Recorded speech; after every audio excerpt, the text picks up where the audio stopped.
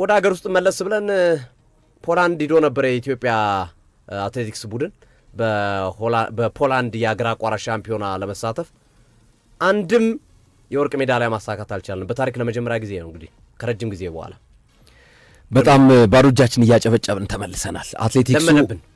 አትሌቲክሱ በጣም አሳሳቢ ደረጃ ላይ ደርሷል። ይሄ አሁንም ቀይ መብራት ላይ እንዳለ ማሳያ ነው።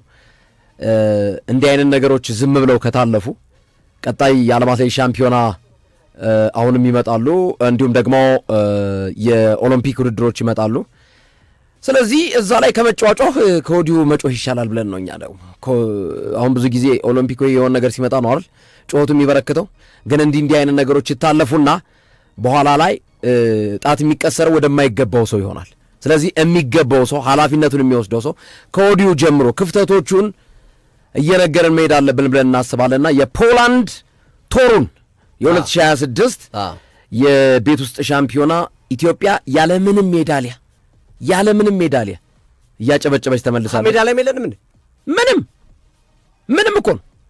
ወርቅ እኮ አይደለም፣ ብርም ነሐስም የለም፣ ምንም የዛሬ 3 ዓመት በነገራችን ላይ ከሜዳቸው በፊትም አስታውሳለሁ አሉላ በደንብ አንስቶት ነበር።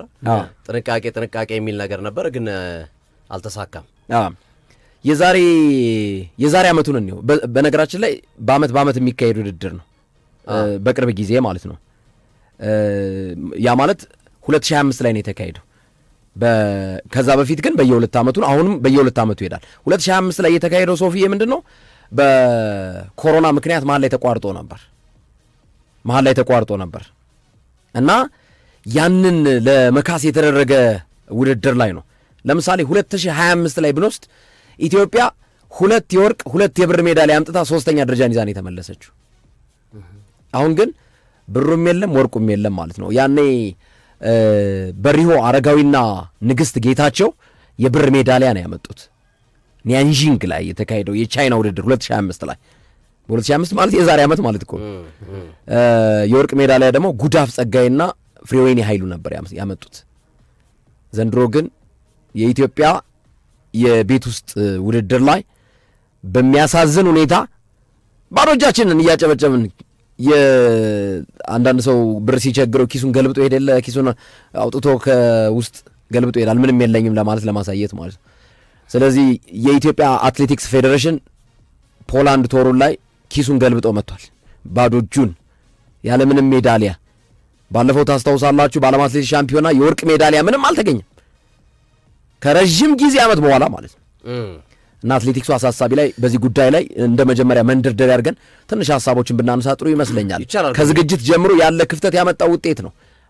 አትሌቶቻችንን ባለማስመዝገብ የመጣ ሁኔታ ነው ብዬ አስባለሁ። በዚህ ጉዳይ እንጀምር ሶፊ። ይቻላል። እንዲሁም ከሀገር ውስጥ ወደ ውጭ ብንወጣ አሪፍ ነው። አድማጮችንም ከፍ እያደረግን ይዘን ለመሄድ ይቻላል። የአትሌቲክሱ ጉዳይ ከጉዞ ጀምሮ ብዙ ችግር የነበረበት ነው። የአትሌቲክሱ ጉዳይ ዋነኛው አትሌቲክሱ ላይ እየታየ ያለው ትልቁ ችግር የሚመስለኝ አዛዥም ታዛዥም ጠፍቷል። አትሌቲክስ ውስጥ ማነው አዛዥ ማነው ታዛዥ የሚለው ነገር።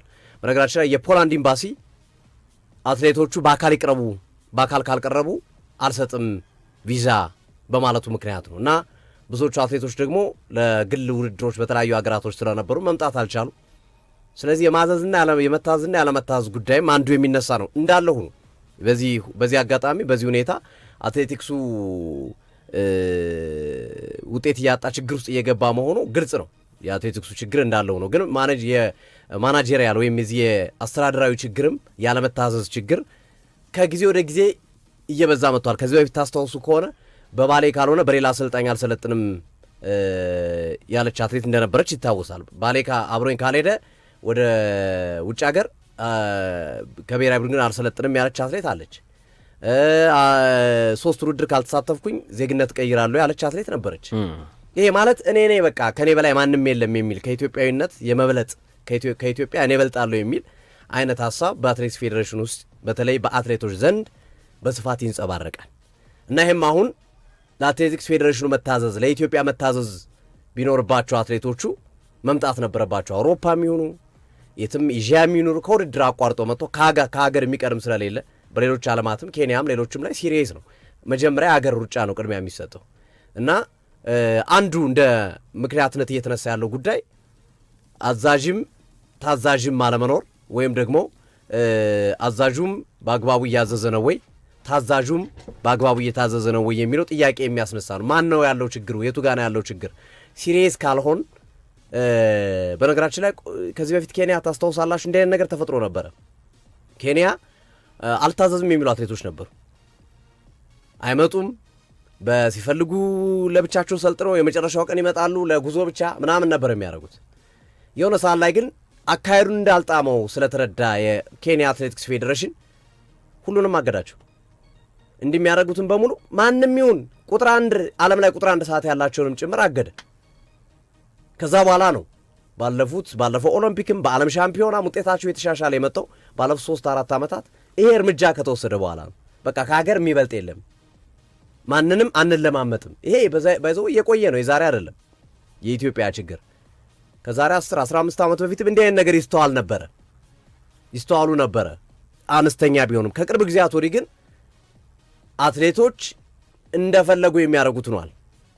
ፌዴሬሽኑ እንደፈለጉ ማድረግ እንደሚችሉ እያደረጉ ይገኛሉ። ይሄ በጣም ሊታረም ይገባው። ይሄ ሲባል ሁሉንም አትሌት አይደለም፣ ስርዓት ያላቸው አትሌቶች አሉ፣ በአግባቡ ስራቸውን የሚሰሩ አሉ። ግን በተቃራኒው ደግሞ ከኔ በላይ የለም፣ በተለይ ሰዓት ሲያመጡ፣ በተለይ ቁጥር 1 ሰዓት ሲኖራቸውም ይብስባቸዋል። እና ይሄ ነገር ይህን ሜንታሊቲ የሚያስወግድ ሲሪየስ የሆነ ህግ መቀመጥ አለበት። በዛው ልክ ግን አትሌቲክሳችን ላይም እየተሰራ ያለው ስራ አግባብነት አለው ወይ? ልክ ነው ወይ? ይሄ ከዚህ በፊት የምናውቀው የአሰላ ፕሮጀክት፣ የበቆጂ ፕሮጀክት፣ እዚህ ወደ ወሎ አካባቢ ያለው ፕሮጀክት፣ ወደ ትግራይ አካባቢ ያለው ፕሮጀክቶችም ብዙ አትሌቶችን አምጥተዋል። እንደዚሁም ቤኒሻንጉል ጉሙዝን ጨምሮ እነ ጽጌ ድጉማ የመጡበት እና እንደዚህ አይነት ፕሮጀክቶቻችን እየሰሩ ነው ወይ? አሉ ወይ? ሕያው ናቸው ወይ የሚለው ነገር ጥያቄ የሚያስነሳ ነው። ተስፋፍተዋል ወይ? በዛ ልክ በምንፈልገው ልክ የሚለው ጥያቄ ተተኪዎችን እያፈራን ነው ወይ? ከድጡ ወደ ማጡ እየሄደ ነው። እያደርን ወደ ዜሮ እየወረድ ነው። ፈረንሳይ የፓሪስ ኦሎምፒክ ላይ 1 ወርቅ ሜዳሊያን ያመጣ ነው። ከዛ በኋላ ዓለም ሻምፒዮና ላይ የሆነውን አይተናል። ትናንት እየሆነ ያለው ጠቋሚዎች ናቸው። እነዚህ የሚጠቁሙ ነገር አለ። እየወረድን ነው፣ ንቁ የሚል ማስጠንቀቂያ እየሰጡ ነው። አንዴ መሬት ውስጥ ከገባ በኋላ አትመለስም። ባይዘው ወይ ስፖርት አስቸጋሪ የሚያደርገው አንዴ ከወረድክ መምጣት በጣም አስቸጋሪ ነው። ብዙ መስራት ይኖርባል። ቢያንስ ያለህን ነገር ማቆየት ይኖርባልና ትንሽ አስቸጋሪ ይመስለኛል። የኢትዮጵያ አትሌቲክስ ላይ እየነፈሰ ያለው ንፋስ ከባድ ነው። ከራሳቸው ከአትሌቶቹ ጀምሮ ካለመስራታችን እንደ ሀገር እና መሰል ነገሮች ተጨማምረው ብዙ ችግር እየፈጠሩ ያለ ይመስላል። አሉት ወራንተ እና ሶፊ አንተም ያነሳቸው ነጥቦች አሉ። ግሮስም አንስቶታል። የቪዛ ችግር አለ፣ ግን የቪዛ ችግሮችን ማስተካከል የምትችልበት ሰው እድሎች ነበሩ። የኢትዮጵያ አትሌቲክስ ፌዴሬሽን ይህንን በቸልተኝነት ነው ያለፈው።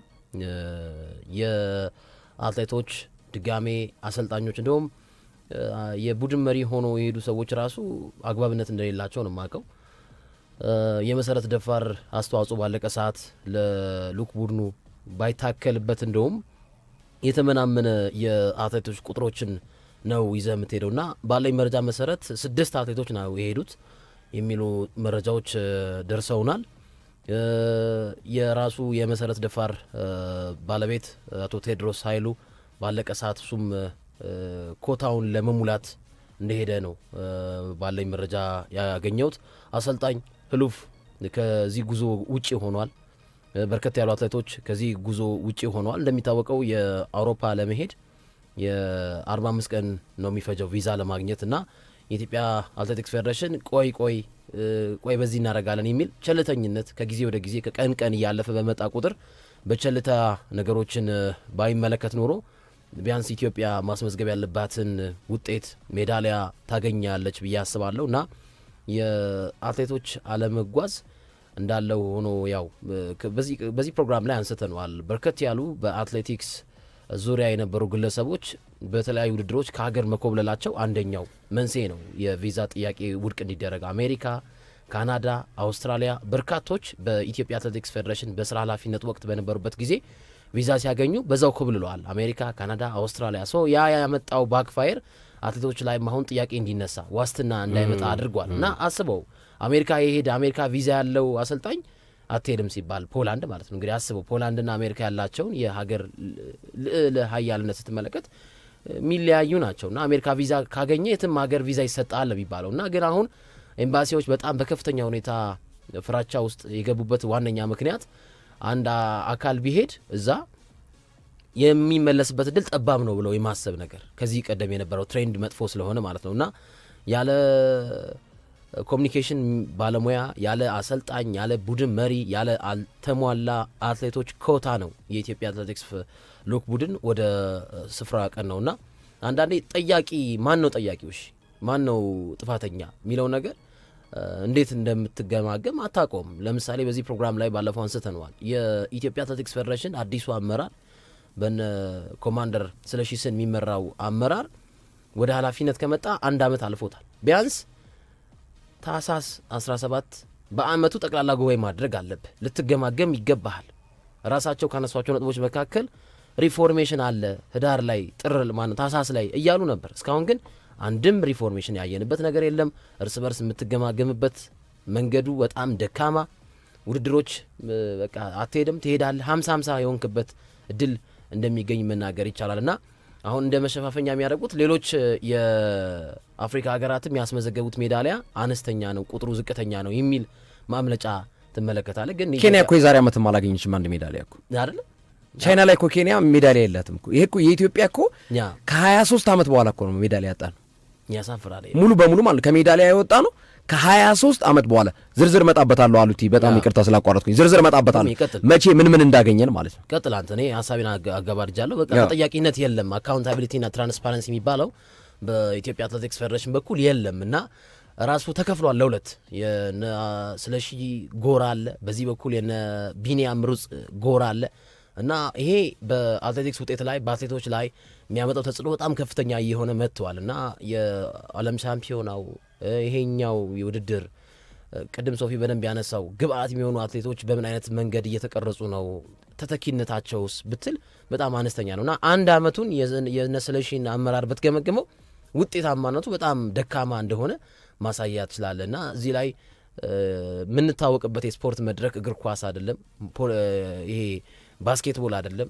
የምንታወቀው በዓለም ላይ በአትሌቲክስ ነው። በተለያዩ የዓለም ሀገራት ባንዲራችን ከፍ ሲል ነው የምናውቀውና ያ ከጊዜ ወደ ጊዜ እየተሸረሸረ መጥቷል። ኢትዮጵያ ያለ ሜዳሊያ ይሄ ያሳፍራል። ከ23 ዓመት ማለት በጣም በጣም አንድ የእድሜ ክልል ነው። ወጣት በሉ አንድ ልጅ ተወልዶ እስኪያድግ ድረስ ያለ እድሜ ነውና በዚህ ረገድ እንደዚህ አይነት አሽቆልቋይ ውጤት ስናስመዘግብ ማን ነው ኃላፊነት የሚወስደው? ማን ነው ተጠያቂ የሚለው በጣም ክሪቲካሊ ሊታይ ይገባል። ግርምሽ በጣም አሪፍ አሉቲም ሶፊ መሰረታዊ ጉዳዮችን አንስታችኋል። የዓለም የቤት ውስጥ የአትሌቲክስ ሻምፒዮና ለመጀመሪያ ጊዜ የተጀመረው በ1985 እንደ አውሮፓውያን አቆጣጠር ፓሪስ ፈረንሳይ ላይ ነውና በ1985 ፓሪስ ላይ፣ በ1987 ኢንዲያናፖሊስ ዩናይትድ ስቴትስ ኦፍ አሜሪካ ላይ፣ በ1989 ሃንጋሪ ቡዳፔስት ላይ፣ በ1991 አራተኛው ደግሞ ስፔን ሴቪዬ ላይ፣ እንዲሁም በ1993 ቶሮንቶ ካናዳ ላይ፣ በ1995 ባርሴሎና ስፔን ላይ ተከናውነዋል። ከዛ በ1997 ፓሪስ ፈረንሳይ ላይ ውድድሩ ሲካሄድ በዚህ ውድድር ኢትዮጵያ ለመጀመሪያ ጊዜ ወርቅ ሜዳሊያ ማምጣት ቻለች ማለት ነው። አንድ የወርቅ ሜዳሊያ ነው ያመጣችው ኢትዮጵያ። ደረጃዋንም 11ኛ ሆና ነው ያጠናቀቀችው። ስለዚህ በ1985 የተጀመረው ውድድር ለመጀመሪያ ጊዜ ኢትዮጵያ የወርቅ ሜዳሊያ ያመጣችው በ1997 ፓሪስ ላይ ማለት ነው። 7ኛው የዓለም የቤት ውስጥ አትሌቲክስ ሻምፒዮና ላይ ማለት ነው ማስመዝገብ የቻለችው ኢትዮጵያ በዚህ ውድድር ላይ ነው እና እንግዲህ ኃይሌ ገብረስላሴ ነው የወርቅ ሜዳሊያውን ያመጣው በ3000 ሜትር ለመጀመሪያ ጊዜ እና የሻምፒዮናውን ሪከርድ በመስበር ጭምር ነው ኃይሌ ገብረስላሴ በ1997 ይህንን የወርቅ ሜዳሊያ በኢንዶር ሻምፒዮንሺፕ በቤት ውስጥ የዓለም አትሌቲክስ ሻምፒዮና ለኢትዮጵያ ለመጀመሪያ ጊዜ ኃይሌ ገብረስላሴ በ1997 ኬንያዊውን ፖል ቢቶክን አስከትሎ የሻምፒዮናውን ሪከርድም ሰብሮ በ3000 ሜትር የወርቅ ሜዳሊያ ማግኘት ይቻለ ማለት ነው እና በ7ኛው የቤቱ ሻምፒዮና ነው። ከዛ ቀጥሎ በ1999 የዓለም የቤት ውስጥ አትሌቲክስ ሻምፒዮና ጃፓን ማቤሺ ላይ የተከናወነ ውድድር ነው። በዚህ ውድድር ላይ ኢትዮጵያ 2 የወርቅ ሜዳሊያ ማምጣት ቻለች። 2 የወርቅ ሜዳሊያ ማምጣት ቻለች ማለት ነው ኢትዮጵያ። ሁለቱንም ያመጣችው ደግሞ በኃይሌ ገብረስላሴ ነው። ሁለቱንም ያመጣችው ማለት ነው በ8ኛው የዓለም የቤት ሻምፒዮና በ1500 ሜትርና በ3000 ሜትር ኃይሌ ገብረስላሴ ያው የ3000ን በ1997ቱ ሰብሮታል በፓሪስ ላይ። እንደገና በዚህ በተካሄደው ውድድር 1500 ሜትሩን ደግሞ በ1999 ማቤሺ ጃፓን ላይ የ1500 ሜትሩን የቦታውን ክብረ ወሰን በመስበር ኃይሌ ገብረስላሴ 2 የወርቅ ሜዳሊያ ማምጣት ቻለ ማለት ነው። ከዛ በኋላ 2001 ላይ በነበረው የፖርቹጋል ሊዝበን ውድድር ላይ ያው ብቸኛው ኃይሌ ነበር። ኃይሌ ስላልተወዳደረ ያኔ በጉዳት ምክንያት ስላልተወዳደረ ወርቁ ጠፋ፣ ምኑም ሜዳሊያውም ጠፋ ማለት ነው። 2 ዓመት ወይም 2 ውድድሮች ፓሪስ ላይና ማቤሺ ላይ የወርቅ ሜዳሊያ ፓሪስ ላይ 1 የወርቅ ሜዳሊያ በ3000 ሜትር ሪከርዱን በመስበር ጭምር፣ ማቤሺ ጃፓን ላይ ደግሞ በ1500 ሜትርና በ3000 ሜትር ኃይሌ ገብረስላሴ ሪከርዱን በመስበር ጭምር 2 የወርቅ ሜዳሊያ ጃፓን ማቤሺ ላይ አመጣ። 2001 ላይ ግን ኢትዮጵያ ሜዳሊያ ሳታገኝ ቀርታለች ማለት ነው። ከዚህ በኋላ ግን እቺ መሃል ላይ ኃይሌ ስላልነበረ ነው ከ2003 ጀምሮ እቺ እንግዲህ ያነሳት የሊዝበን ነው። ከ2003 ጀምሮ በርሚንጋም ዩናይትድ ኪንግደም ጀምሮ ግን ኢትዮጵያ በዚህ የዓለም የቤቱ ሻምፒዮና ሁሌ የወርቅ ሜዳሊያ ታመጣለች። 2 የወርቅ ሜዳሊያ ነው ያመጣችሁ በዚህ ውድድር ላይ ማለት ነው። አንዱን ኃይሌ ገብረስላሴ ነው እንደገና ተመልሶ መጥቶ ማሳካት የቻለው። ሌላኛውን በሴቶች ብርሃኔ አደሬ ነች ያመጣችሁ።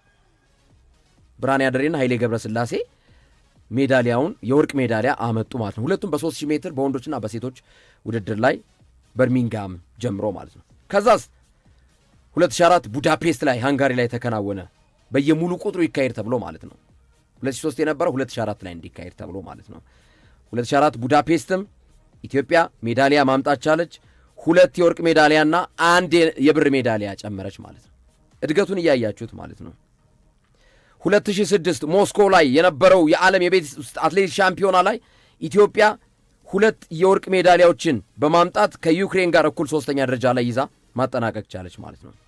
2008 ቫሌንሺያ ላይ የነበረውን ውድድር ላይ ኢትዮጵያ 4 የወርቅ ሜዳሊያ እና 1 የብር ሜዳሊያ ማስመዝገብ ቻለች ኢትዮጵያ እና 1 የናስ ሜዳሊያ መጣች። በአጠቃላይ በ6 ሜዳሊያዎች ኢትዮጵያ 3ኛ ደረጃን ይዛ አጠናቀቀች ማለት ነው።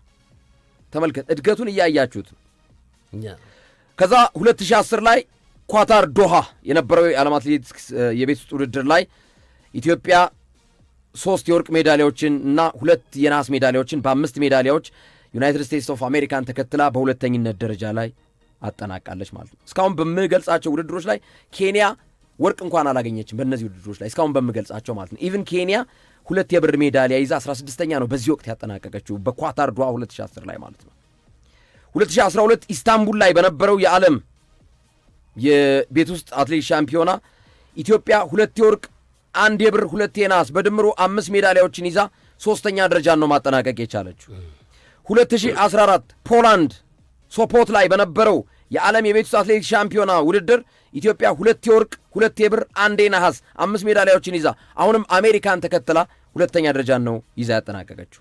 2016 ዩናይትድ ስቴትስ ኦፍ አሜሪካ ፖርትላንድ ላይ በነበረው ውድድር ላይ ኢትዮጵያም በጣም በሚገርም አስደናቂ ብቃት 2 የወርቅ 2 የብርና 1 የነሐስ ሜዳሊያ ይዛ አሁንም አሜሪካን ተከትላ 2ኛ ደረጃን ይዛ ነው ያጠናቀቀችው። ቀጥሎ 2018 በርሚንግሃም ላይ የዓለም የቤት ውስጥ አትሌቲክስ ሻምፒዮና ኢትዮጵያ 2ኛ ደረጃን ይዛ ነው ያጠናቀቀችው። 4 የወርቅ ሜዳሊያ 1 የብር ሜዳሊያ በድምሩ 5 ሜዳሊያዎችን ይዛ አሜሪካን ተከትላ አሁንም 2ኛ ሆና ነው ያጠናቀቀችው። 2022 ቤልግሬድ ሰርቢያ ላይ የነበረው የዓለም የቤት ውስጥ አትሌቲክስ ሻምፒዮና ላይ ስንመለከት ኢትዮጵያ በዚህ በቤልግሬዱ ደረጃዋ 1ኛ ደረጃን ይዛ ጨረሰች፣ አሜሪካን አስከትላ ማለት ነው። ኢትዮጵያ 4 የወርቅ ሜዳሊያ 3 የብር ሜዳሊያ 2 የናስ ሜዳሊያ በድምሩ 9 ሜዳሊያዎችን በማግኘት በታሪክ ኢትዮጵያ በዓለም የቤት ውስጥ አትሌቲክስ ሻምፒዮና 9 ሜዳሊያዎችን በመያዝ ከዓለም 1ኛ ደረጃን ይዛ ታላቋን አሜሪካ ከኋላ አስከትላ በአንደኝነት ደረጃ አጠናቀቀች። ትልቁ ውጤቷ ይሄ ነው። በነገራችን ላይ በዚህ ውድድር ላይ ሳሙኤል ተፈራ በ1500 ሜትር፣ ሰለሞን ባረጋ በ3000 ሜትር ወርቅ ያመጡ ናቸው። ለሜቻ ግርማ በ3000 ሜትር ብር ያመጣ ተወዳዳሪ ነው። ከዛ በሴቶች ጉዳፍ ጸጋዬ፣ ለምለም ኃይሉ ወርቅ ያመጡ ተወዳዳሪዎቻችን ናቸው። ተመልከቱ እንግዲህ። ከዛስ 2024 ላይ ግላስጎ ስኮትላንድ ላይ ምን ገጠመን? ከዓለም አንደኛ ሆነን ያጠናቀቀን አገር ሆነን እያለ 5ኛ ተምዘገዘግን። ግላስጎ ላይ ማለት ነው።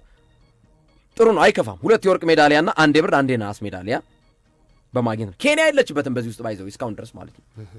ምንም ሌላ የአፍሪካ ሀገር የለበትም። ኢትዮጵያ በዚህ ወርልድ ኢንዶር ሻምፒዮንሺፕ ላይ ስም አላት፣ ዝና አላት፣ ስኬት አላት።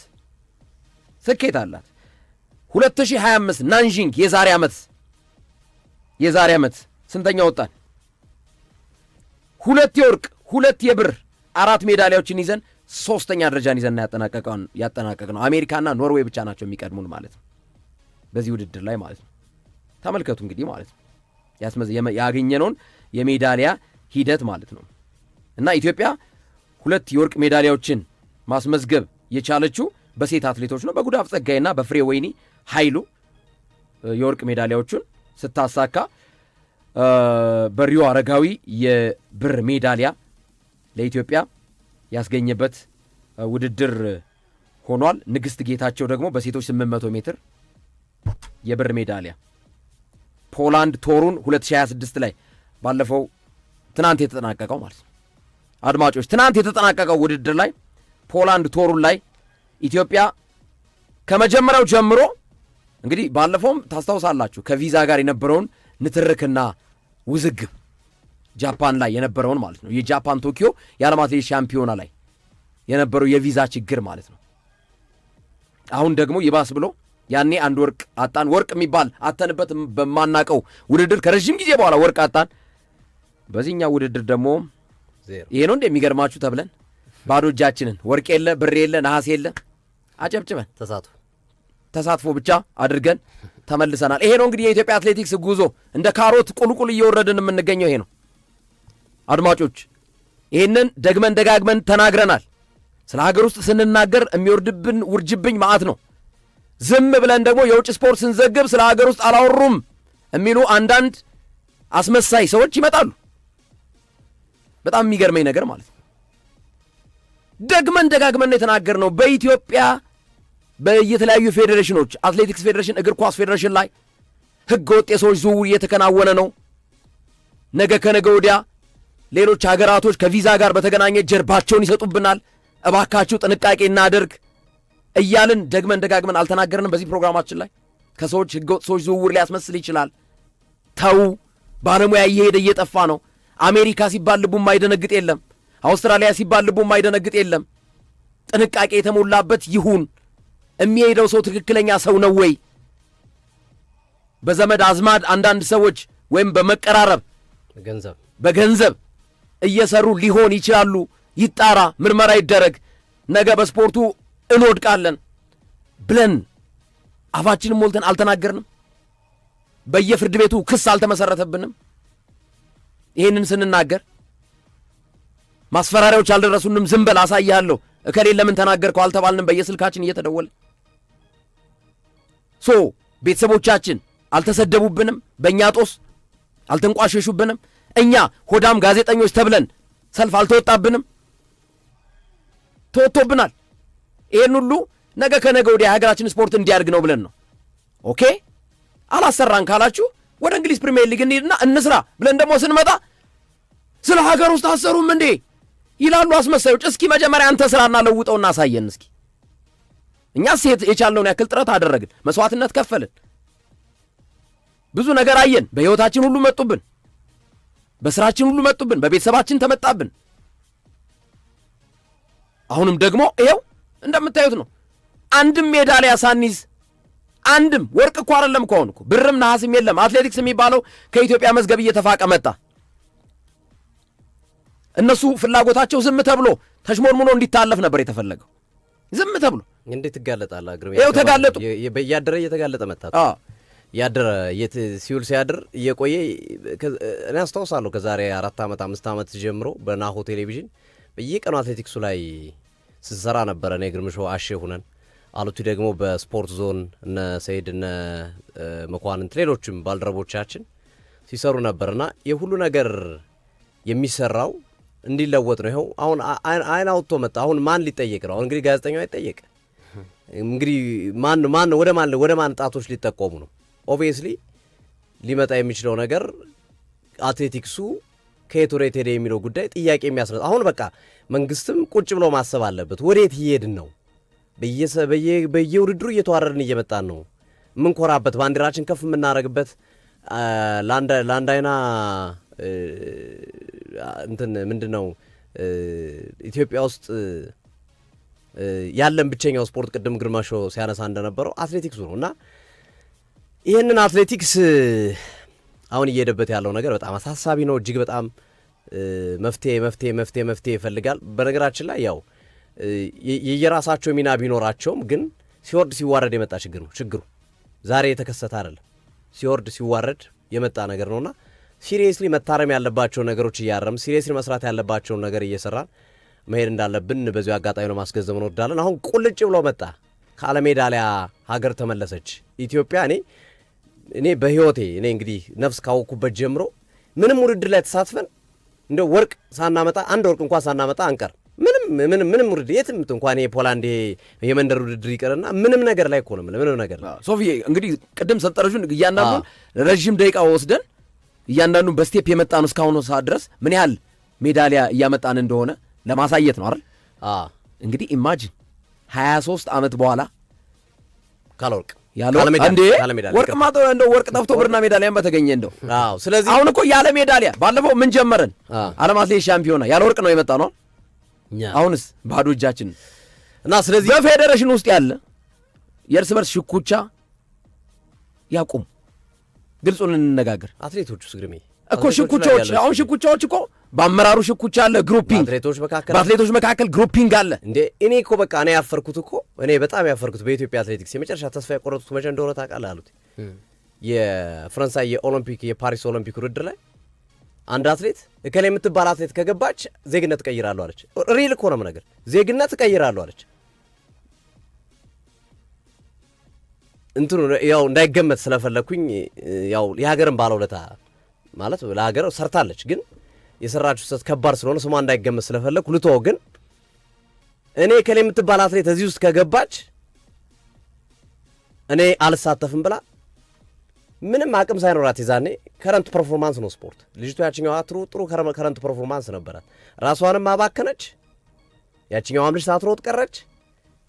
በቃ ያሳፍራልና በዚህ ልክ መመቀኛኘት በአትሌቶቹ መካከል ያለው በአሰልጣኞቹ መካከል ያለው ቅድም እንደጠቀሳችሁት በፌዴሬሽኑ ውስጥ ያሉት ሰዎች ስልጣን ለመንጠቅ እኔ እከሌን እበልጠዋለሁ፣ እከሌ እንዴት ፕሬዚዳንት ይሆናል፣ እከሌ እንዴት ምክትል ፕሬዚዳንት ይሆናል፣ እኔ እንዴት ወደ ውጭ አገር አልተላኩም፣ እከሌ እንዴት ቡድን መሪ ሆነ። ይሄ በቃ ይሄ ሰልፊሽ መሆን በአብዛኛው አትሌቲክስ ውስጥ የምትለው ራስ ወዳድነት ከዚህ በፊት የነበረው ለሀገር መሰጠት በነ ክቡር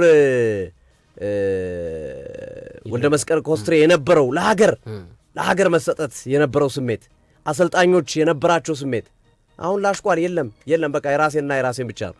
ይሄ ሰልፊሽ ስሜት ካልተወገደ የኬንያን አትሌቲክስ ሂዶ ማየት ያስፈልጋል። እንዴት አስወገዱ እነሱ እንዲህ አይነቱን ኢጎ በምን መንገድ መጡ የሚለውን ማየት የሚያስፈልግ ይመስለኛል። ካለን ሰዓት አኳያ እዚህ ላይ እናገባድ የተሻለ ይመስለኛል። ግን በጣም ሲሪየስሊ መታየት ያለበት ጉዳይ ነው።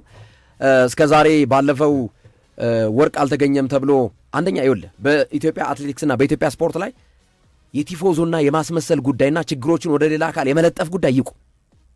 እያንዳንዱ ኃላፊነት አለበት። እያንዳንዱ በተለይ የመጀመሪያ ተጠያቂ በኢትዮጵያ አትሌቲክስ ውጤት መጥፋት ላይ የመጀመሪያ ኃላፊነቱን የሚወስደው አትሌቲክስ ፌዴሬሽን ነው። በኢትዮጵያ የእግር ኳስ ውጤት ከጠፋ የመጀመሪያ ኃላፊነቱን የሚወስደው እግር ኳስ ፌዴሬሽን ነው። አንዳንድ ማስመሰሎች አሉ፣ የሚገርም ነገር ማለት ነው። ይመጣሉ፣ ስብሰባ ላይ ቁጭ ይላሉ። ሁሉም የየድርሻውን መውሰድ አለበት። ጋዜጠኛውም ምን አገባኝ እኔ መጀመሪያ ራስህ ስራ እንዴ የፌዴሬሽን አመራር ነኝ ብለህ ተቀምጠሃል፣ ስራ ቆጥረህ ህዝቡ ቆጥሮ ሰጥቷል። ቆጥረህ የተሰጠህን በኃላፊነት ስኬት ማጠናቀቅ ነው። ለምን ይገፋሉ? የመጀመሪያ እንዳልኩት ማለት ነው ኢትዮጵያ ውስጥ ለሚጠፉት ስፖርት አይነቶች ለምሳሌ አትሌቲክስ ውጤት ከጠፋ የመጀመሪያ ኃላፊነቱን ሪስፖንሲቢሊቲ መውሰድ ያለበት አትሌቲክስ ፌዴሬሽን ነው፣ በየትኛውም መድረክ ማለት ነው። በኦሎምፒክም በለው በዓለም አትሌት ሻምፒዮናም በለው ለአትሌቲክስ ውጤት ሲጠፋ ማለት ነው። ብስክሌት ውጤት ከጠፋ ብስክሌት ፌዴሬሽን ነው መጠየቅ ያለበት። ቅርጫት ኳስ ውጤት ከጠፋ ቅርጫት ኳስ ፌዴሬሽን ነው። የቅርጫት ኳስ ሰው ብድግ ይልና በማያገባው ገብቶ መጀመሪያ የራሱን ሳያስተካክል ስለ እግር ኳስ ፌዴሬሽንና ስለ አትሌቲክስ ፌዴሬሽን ገብቶ እጁን ያቦካል፣ ይፈተፍታል። መጀመሪያ ስራ የተቀመጥክበትን ቦታ ቅርጫት ኳሱን ለማሳደግ ስራ መጀመሪያ ከክልልና ከዞን ሳይሻገር ቅርጫት ኳስ ቦታ ይዞ በማያገባው እጁን ዘርግቶ ይፈተፍታል። ይሄ ነው የኢትዮጵያን ስፖርት እየበደለ ያለው ማለት ነው። ስለዚህ መጀመሪያ ኃላፊነት የሚወስደው አካል ኃላፊነቱን ይወስድ። እጣት አትጠቋቆሙ፣ ወደ ሌላ አታላኩ። ማላከክ ነው ይሄን ሁሉ ጣጣ እያመጣብን ያለው ማለት ነው። በጣም አሪፍ። እስከ ዛሬ ወርቅ አጣን ምንል ሰዎች ወርቅ አላገኘን ብለን ምንል ሰዎች ሜዳሊያ እንዲህ ይጠረርብን። ሜዳሊያ ነሐስ ሜዳሊያ እንጣ እንደው ተው ብሩንም እሺ እንተው ነሐስ እንኳን እንጣ አንድ ነሐስ ዲፕሎማ በባዶ እጃችን እንመለስ። በታሪክ ከ23 ዓመት በኋላ እስኪ እንደው ለሚሰማው ሰው እርግጠኛ ነኝ አሁን ብዙዎቹ ይሄንን አልተከታተሉም። ዛሬኛ ስናወራ እንዴ ውድድር ነበር እንደሚሉ ሰዎች አሉ። ነበር ትናንት ነው ያለቀው ፖላንድ ላይ የቤት ውስጥ የአትሌቲክስ ሻምፒዮን ስማችን ሲነሳ በተደጋጋሚ ወርቅ ስናመጣበት የነበረውን 3000 ሜትርና 1500 ሜትር ውድድር ብሪታንያና ስፔን መፈንጫ ያርጉት። የሚገርም እና ኃይሌ ስንት መስዋዕትነት የከፈሉበትን የውድድር አይነቶች እንዲህ አሁን ይናፍቀን ውጤት ማምጣት ችግር ይሆንብን። ቪዛ ላይ እንከልከል፣ በየርንበት ፊታቸውን ይንሱን ሀገራቶች። በጣም የሚገርም እኮ ነው። ውድድር ለመካፈል ቪዛ ለማግኘት ጀርባቸውና ሀገራቶች ይስጡን። ይሄ እኮ ዓለም አቀፍ ሕግ ነው እኮ ኢንተርናሽናል ሎ ነው እኮ በስፖርቱ መድረክ ማለት ነው። ተወዳዳሪዎች የትኛውም ሀገር ተወዳዳሪ ቪዛ የማግኘት መብት አላቸው። ግን የማንደቅ እንዴ ኤምባሲዎችን አትጠይቅም? ኤምባሲዎቹ ምን ያርጉ? እየሄድክ ዘመድ አዝማድህን እየላክ አገር አሜሪካ እየላክ ወይ ሌላ ሀገር እየላክ እንዲጠፋ መንገዱን እያመቻቸህለት ያልሆነ ውድድር እያዘጋጀህ የኢትዮጵያ ምናምን ብሔራዊ ቡድን ከእንትና ጋር ጨዋታለሁ እያልክ እያስመሰልክ ሰው እየሸኘህ በዘዴ ሰው እየሸኘህ እነሱስ ምን ያርጉ? ነገ ከነገ ወዲያ ይሄ እንደሚመጣ ቀድመን ተናግረን ነበር። ሰው ሲጠፋ ማለት ነው። ተው ነገ ከነገ ወዲያ ጦስ ነው፣ ቪዛ ትከለከላላችሁ፣ አረረፉ እንዲህ አታድርጉ ብለን ነበር። የጠበቀን ምንድን ነው? የፍርድ ቤት መጥሪያ። የቀረን ንፋስ ስልክ ነበር። ባለፈውም ንፋስ ስልክ ላፍቶ ተከሰን ሄድን ፍርድ ቤት ፖሊስ ጣቢያ ማለት ነው። እኛ ያልተከሰስንበት አዲስ አበባ ውስጥ እኛ ያልተከሰስንበት ፖሊስ ጣቢያ አለ? እስኪ እውነት ለመናገር ማለት ያልሄድንበት ፖሊስ ጣቢያ አለ? እንደተጠራን ነው ዘላለም አለም ማለት ግን አድማጮችን ኃላፊነት ስላለብን መረጃ ማቅረብ ስላለብን ኦኬ እናቅርብ ብለን ከዛ በኋላ ብዙዎች ወዳጅ ዘመዶቻችንን በቃ ተው ተብለን ወደ እንግሊዝ ፕሪሚየር ሊግ እስኪ ደግሞ ሰው አይናገረንም ብለን ወደ እንግሊዝ ፕሪሚየር ሊግ እንድንገባ መንገድ የከፈተልንም ይሄው ነው። ግን አላስችለናል። አሁን ደግሞ እስኪ አሁን ባዶ እጅ ወርቅ ሜዳሊያ እና ብር ሜዳሊያ ናስ ሜዳሊያ ጠፍቶ አንድ ፌዴሬሽን ሲመለስ ምን ማለት ነው ታዲያ? ምንድን ነው ነገ ከነገ ወዲያ ከዚህ ፌዴሬሽን የሚጠበቀው? ይህንን ለማለት ያክል ነው። ሶፊ ወደ ሌሎች መረጃዎች። እሺ አመሰግናለሁ አሉቲ። አጠር አድርገህ የእግር ኳስ ፌዴሬሽንን ቀደም ሲል የሆነ ነገር ሼር አድርጋ ይቻለሁ ሀሳብ እንስጥበትን የተወሰነ አጭር ነገር በልበትና አሉቲ አንተ ቦታው ላይ ስለነበርክ ምንድን ነው የተፈጠረው ነገር? አዎ የኢትዮጵያ እግር ኳስ ፌዴሬሽን ያው ሁልጊዜ እንደሚያደርገው የጨዋታ ከማድረጉ በፊት ጋዜጣዊ መግለጫ ይሰጣል ለመገናኛ ብዙሃን። ዛሬም በጁፒተር ሆቴል ከረፋዱ 5 ሰዓት ሲል የኢትዮጵያ እግር ኳስ ፌዴሬሽን ዋና ጸሐፊ አቶ ባህሩ ጥላውና የብሔራዊ ቡድን ዋና አለቃ አሰልጣኝ ዮሐንስ ሳሌ ለመገናኛ ብዙሃን ጋዜጣዊ መግለጫ ይሰጣሉና ያው እንደ ወትሮ አዲስ አሰራር የለም በሚል ጋዜጠኛው ቦታው ላይ ይሄዳል። እኔም ሄጄ ነበር። ጊዜ መስዋዕትነት አድርገህ ብዙ ነገር አድርገህ ትሄዳለህ ያው ስለሚመለከት። ግን ሲሄድ ምዝገባ ያልፈጸማችሁ ጋዜጠኞች መግባት አትችሉም ውጣ ነው የተባልኩት። ከአንዳንድ ቁጭ ብዬ ወንበር ስብ ያለው ተመዝግባ አላለኝ። አይ የምዝገባ አላቅም፣ ከዚህ በፊት መታወቂያ ነው የምትጠይቁት፣ መታወቂያ ነው ያለው፣ እንተዋወቃለን። ራሳቸው ዮሐንስ ሳሌ ያሉ ያቁኛል፣ የፌዴሬሽኑ ዋና ጸሐፊ ያሉ ያቁኛል፣ ፒአሩ ያሉ ያቃሃል። እንደ አዲስ አሰራር ቢሆንም እኮ እሺ ዛሬ ተቀመጥ፣ እሺ ታደም ጋዜጣዊ መግለጫውን፣ ኔክስት ግን ተመዝገቡ ብለህ አድቫይዝ አድርገህ አትለያይም። ውጣ በር ከፍተው ውጣ ነው ያለኝ ቃል በቃል ማለት ነው። የፌዴሬሽኑ የህዝብ ግንኙነት አቶ አብርሃም ገብረ ማርያም ውጣ ነው ያለኝ በር ከፍተው የጁፒተር አዳራሽ። ይሄ ልክ አይደል፣ ንቀት ነው። ሚዲያ ባይኖር የኢትዮጵያ እግር ኳስ ፈቅም አይልም። ሚዲያ ባይኖር ፕሪሚየር ሊጉ በኦቢኤንም በሱፐር ስፖርትም አይተላለፍም። ሚዲያ ነው ያመጣው እና ንቀት የተሞላበት በርካታ ጋዜጠኞች ካልተመዘገባችሁ አትታደሙ። ብዙ ጋዜጠኛ ያሰጡት ብዙ ጋዜጠኛ ይሄ ልክ አይደለም። ምን ማለት ነው? ቱታ አታድልም፣ ቪዛ አትሰጥም አይደል? በቃ ይመለከተኛል፣ ብሔራዊ ቡድኑ ከሳው ተሚ ጋር ይጫወታል፣ እጅ አውጥተህ ጥያቄ ትጠይቃለህ፣ አለቀ ስለ ዝግጅት። እና ይሄ በጣም የኢትዮጵያ እግር ኳስ ፌዴሬሽን ያዝኛለሁ። በጣም ንቀት ነው። እኔ የምሽት ክለቦች ላይ ነው እኮ አይደል ሞልቷል የምትባለው፣ ወይም የሰርግ አድራሻ ላይ ከእድሜ በታች አትገባም ትባላለህ። እንደዛ ነው ማቀ እና ይሄ ምን ማለት ነው? በጣም በጣም በጣም የኢትዮጵያ እግር ኳስ ፌዴሬሽን ምስጋና እንግዲህ ብቻ ምንም ማለት አልፈልግም። በቃ ይበቃሃል፣ አንዳንዴ ሲበቃ ይበቃሃል ማለት። ከዚህ ቀደም ምን አመጡ መሰል እንደ አደገኛ ብሔራዊ ቡድን በዩቲዩብ ጠሩ። እንደ አደገኛ ከዓለም ከአፍሪካ ጥሩ ብሔራዊ ቡድን ያለ ይመስል የማጣሪያ እየተጫወትክ እንደዚህ በዩቲዩብ ስም ትጠራለህ።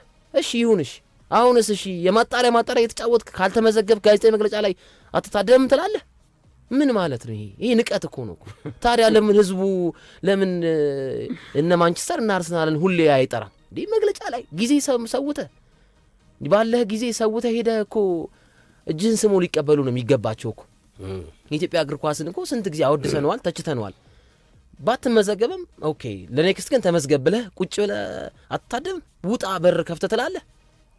ንቀት ነው ይሄ። ምኑ ነው ምዝገባው? ለምንድን ነው የሚጠቅመውስ ምዝገባ? አላቅ አክሬዲቴሽን ለመስጠት ነው።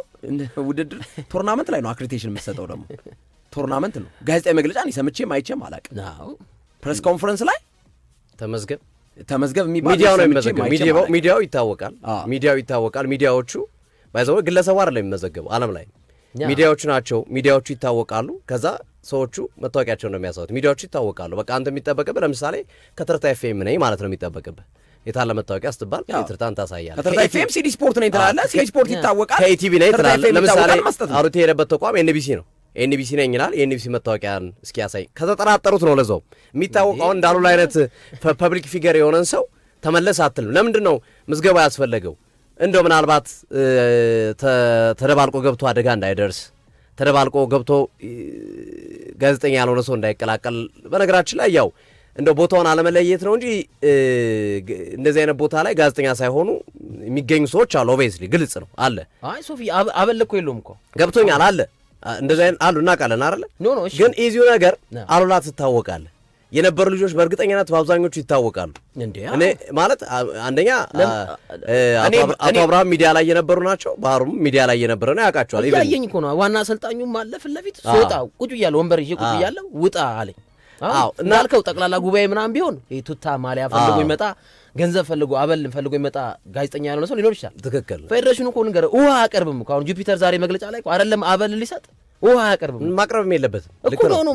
ምን ታዲያ ለምን ትከለከለዋለህ? ፖይንቱ ሌላ ነው። ምን አግኝተህ ምን አትርፈህ እኮ እንደዛ ነው። እንደዛ አሁን እኮ እኔ ደግሞ መጀመሪያውኑ ምዝገባ የሚባለው ነገር ልክ አይደለም። ልክ ሚዲያው ነው ሚዲያው ይታወቃል ከየት ነው የመጣው። ከዛ ሚዲያን በር ላይ እንደምመዘግበው ያለ በር ላይ ስትገባ ቶይስ ኦኬ በር ላይ ከየት ሚዲያ ነው የመጣው ከከሌ ቢያንስ ትክክለኛ የሚዲያ ሰው መምጣት አለ መምጣቱም ማለት ነው። ለመለየት ለዛውም የምትጠራጠረውን ሰው ማለት የሚዲያ ካላየው ፐብሊክ ፊገር ካልሆነ እንጂ ምዝገባ ምንድን ነው ገብቷል። ዜርስ ኮንስፓይረሲ እኔ እንደሚገባኝ አሁን ሴራ አለ ገብቷል። ከውስጣቸው ተንኮል አለ። ተንኮል ውስጥ ሲኖር እንደዚህ ነው ባይዘው ተንኮል ሲኖር በእከሌን እንዴት አድርጌ ነገ መግለጫ እንዳይገባ አድርገው ተመዝገቡ ብዬ መጀመሪያ ቀድሜ ልናገርና ብለህ ማለት ነው።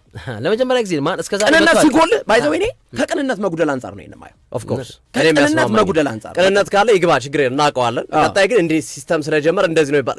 ምንም ሲስተም አያስፈልግም ሶፊ ቢሉ ነው። ልክ እኮ ነው ቢሉ ነው። ግን ሲስተም የሚባለውም አይደረግም እንደዛ። ሚዲያ ነው የሚመዘገበው፣ ግለሰብ አይደለም የሚመዘገበው። ሚዲያውም አይመዘገብም። ሚዲያው ባይ ዲፎልት ይታወቃል። ፌዴሬሽኑ ለምሳሌ ኤንቢሲ ኢቲቪ ምናምን ብሎ ሊያስቀምጥ ይችላል፣ ፌዴሬሽኑ ማለት ነው።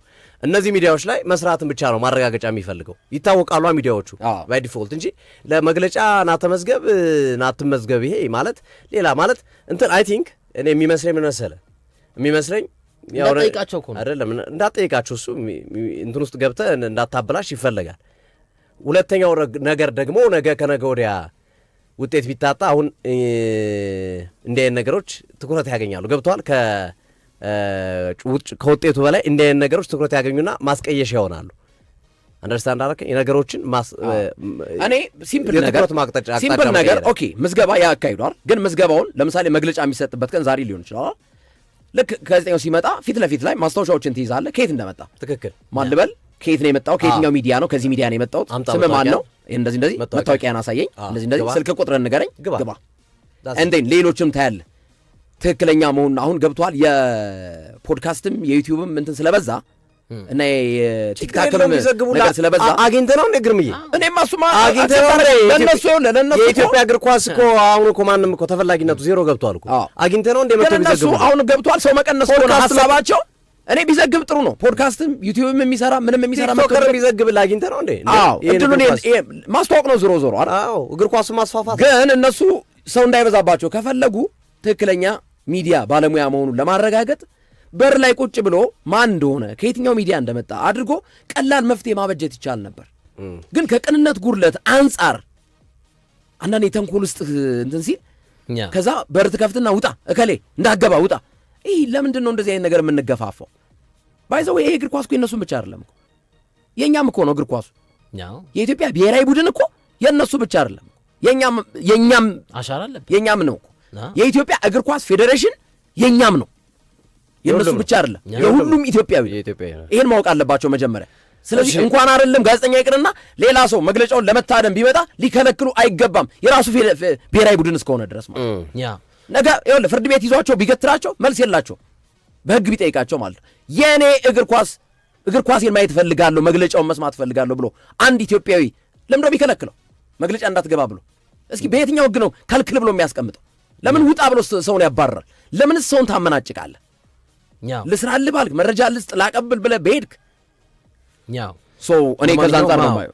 ለማንኛውም ወደ 18 እና 22 ጨዋታውን ያደርጋል ብሔራዊ ቡድኑ። ድሬዳዋ ላይ መልስ ጨዋታ ሲከናወን በዝግ ስቴዲየም ያለ ደጋፊ ይደረጋል። የአንድ ቀን ፍቃድ ነው ያገኘ ነው ብለዋል የፌዴሬሽኑ ዋና ጸሐፊ። ከዛ በተጨማሪ አሰልጣኝ ዮሐንስ ሳሌ ተጫዋቾች ያላቸውን ለመስጠት ዝግጁ ናቸው። የአንድ ጨዋታ ደርሶ መልስ ሲሆንና የዙር ጨዋታ ሲሆን ይለያያል ብለዋል። ግን ፈገግ ያስደረገኝ ነገር ምንድነው ፋሲል ላይ ይከተለው የነበረውን የመከላከል ጨዋታ እዚህ ብሔራዊ ቡድን ላይ የጨዋታ መንገድ ይለያያል፣ በዚህ የጥሎ ማለፍ ጨዋታ ጊዜ አይሰጥም፣ ሁለት የደርሶ መልስ ጨዋታ ብቻ ስለሆነ ብለዋልና ሀሳብ ፋሲልም ሁን ይርጋ ጨፌም ሁን ብሔራዊ ቡድንም ሁን አንተ አሰልጣኝ ከሆንክ በሀሳብ መጽናት አለብህ ብዬ አስባለሁ። ፍላክቹዌት ማድረግ የለበትም፣ በሀሳብ መጽናት አለብህ። ጋርዲዮላ ሲቲም ሲሄድ አሁን ቀጣይም ሌላ ቦታ ሲሄድ ሀሳቡ በሀሳቡ በቃ እና ይሄ ትንሽ ፈገግ አድርጎኛል። ለማንኛውም ከጨዋታው በኋላ ሀሳቦች እናነሳለን። ለኢትዮጵያ ብሔራዊ ቡድን መልካም ዕድል። ብሔራዊ ቡድናችን ይውላችንም ነው። አርብ ነው ጨዋታው፣ ያው ሞሮኮ ላይ ነው። በነገራችን ላይ እስካሁን የኢትዮጵያ እግር ኳስ ፌዴሬሽን ከሴኔጋል ተነጥቆ ዋንጫው ለሞሮኮ ሲሰጥ ብዙ ፌዴሬሽኖች ተቃውመዋል። የኢትዮጵያ እግር ኳስ ፌዴሬሽን አንድም ጽሁፍ ሁለት መስመሩን ጽሁፍ ያልደገፈው ያልተቃወሙ አይ ኦብቪየስሊ ደግፈው ነው እንጂ ዝምታ ድጋፍ አይደለ? ያው እና እንትን ነው ስለሚፈቅዱላቸው ብዙ ባይ ዘ ዌይ በፖለቲካል ሳይንስ እኔ አዲስ አበባ ዩኒቨርሲቲ ፖለቲካል ሳይንስ ስማር በፖለቲካል ሳይንስ ዝምታ ተስማምቻለሁ ማለት ነው። ዝም ካልክ ማለት ነው ተስማምቻለሁ። የስ ካልክ ዝምታ ባይ ሰልፍ ዝም፣ ጸጥ ካልክ የስ ነው ኦኬ ነው ማለት ነው። የኢትዮጵያ ስፖርት ጉዳይ አልቅም። ወደ ውጭ ደን አርማዎቻችን እናዝናና። አንድ አድማጫችን ስለ ፖላንድ ውድድር እናንተ ዘግባችኋል ወይ ብሎ ጠይቆናል። አላቀረብንም። ቪዛ መከልከል አላቀረብንም። እንደው ቁጭ ብለን እዚህ እንደው ባለፈው ሳምንት እስኪ እንደው ፕሮግራማችን ግባና እስኪ ስማውን አሉላ በረምብረ የዘገበው እንደው 2-3 ቪዛ መከልከሉ ቪዛ ተከልክሏል፣ የኢትዮጵያ ብሔራዊ ቡድን ላይጓዝ ይችላል፣ እንዴት እንደዚህ ይሆናል የሚል ሰርተናል። በደንብ አድማጮቻችን መከታተል ነው። እሺ ወደ ማያወዛግበው ጉዳይና ወደ ማንከሰስበት ወደ ምንዝናናበት